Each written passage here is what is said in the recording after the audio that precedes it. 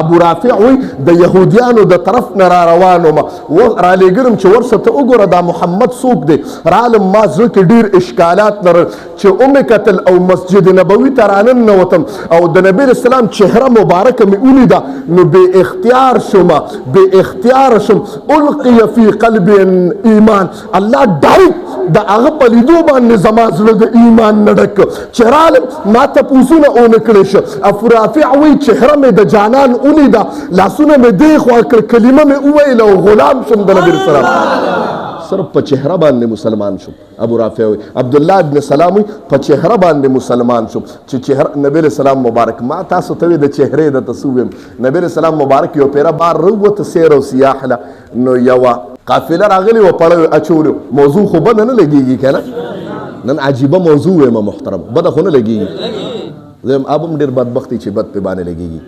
نم د اورېدلې د مولیانو نه ان شاء الله وی نبی اسلام یو اوخ مې په هغه قافله کې خوښ سور اوخو نو ما ورته وی د اوخ را باندې خرڅېنه وی هغه ټول راغون شو ماته قتل بس نو توجه شته ابا مجيبه خلکو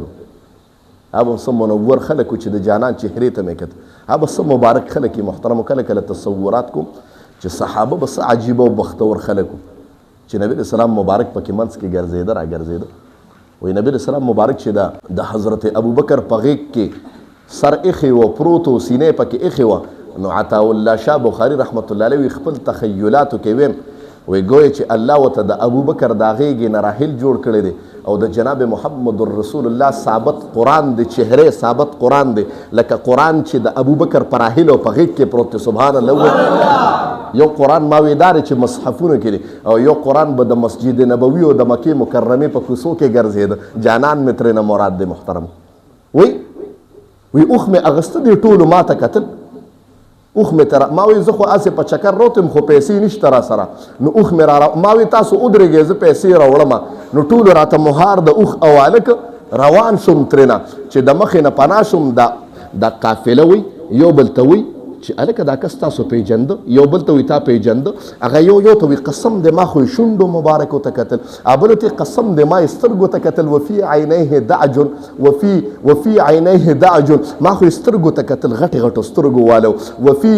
واسع الجبین یو مې تندی ته کتل په تندی نریخ ولوا لکه ملغلری چې لاندې ټپکونه وی پزمکه باندې ایو ما رخسار مبارک ته کتل مشرب محمر ای سور سپین رخسار یو ما زلف مبارکو ته کتل زعفرانی زلفې وی قسم دی مخ مونږ نشو نو مونږ خو دومره مدهوش شو چې مونږ ته نه اول تپوس نه که چې ته څوک او خیرانه بہت تباہ و برباد شو توجه شته دی خبره کې دا مشورې کولې دی کې په د قافلې د سردار چې کومو دغه زنانه په باندې راووته وی تاسو خبره کې څه مشوره کې دغه کسره نه وخ یوړو مونږ په خپل حسن کې دومره مدهوش کړو قسم دې کې مونږ ترې نه تپوسو که چې تاسو کې او د کوم ځای نه راغلي زمونږ خو عقل سلب شي عقل هم کار نه کو چې دا څنګه چهره وه هغه ورته خفه کېږي ما انا ضامنتون که هغه پیسې راونړې نو زه در کومه دا ټول ښځې ته مو ښه دا ستا پهچان والی ته پېژنې هغه وی قسم دې که زه پېژنم سبحان الله ووایه قسم دی نو ته څنګه وایي څنګه چې تاسو د په رخسار کې بدهوش وي داسې ما د خیمې نه دیدار کوم نه پوهېدم په ځان خو ما ته پته ده قسم دی که دا چهره دروغجنه چهره قسم دی که دا چهره ووایم ستا په حسن کې کمال کله ختمیږي ستا په حسن کې کمال کله ختمیږي په دیدن د عاشقان کله مړیږي ای جانانه لږ د مینې نظر وکړه ای جانانه لږ د مینې نظر وکړه زړه زما شلو پر هر کله ښه کېږي ستا د مینې په وصال چې څوک نشه شي ستا د مینې په وصال چې څوک نشه شي دا نشه بیا د انسان کله کوزیږي او ای صفت خان خلک یې نور دي صفت خان خلک یې نور دي د اورېدونکو یې چشمان کله ودرېږي سبحان الله ستا د مینې په وصال چې څوک نشه شي دا نشه د انسان کله کوزیږي قسم دې داسې نشه وه چې اوس نه کوزیږي دا څوک د کوم ځای دی ګورو لږ ساعت پس نبي اسلام صحابه سره د کجورو او د پیسو راولېږل وایي هغه اوښ چې اغوستی و هغه زمونږ سردار او جانان دی هغه زمونږ آقا او محمد او پیغمبر دی هغه وایي اوښ سره به باد کې ګورو پیسو سره به باد کې ګورو اغوستو سره به باد کې ګورو هغه اوښ اغوستی دی مونږ ټوله قافله په هغه باندې خرڅ شو وایه کوم ځای دی وی راځه دغلته په مسجد نبوي کې ناست دی دغه ټوله قافله راله او په رخسار د کتو مې د جانان الله ټوله قافله مسلمانه کړله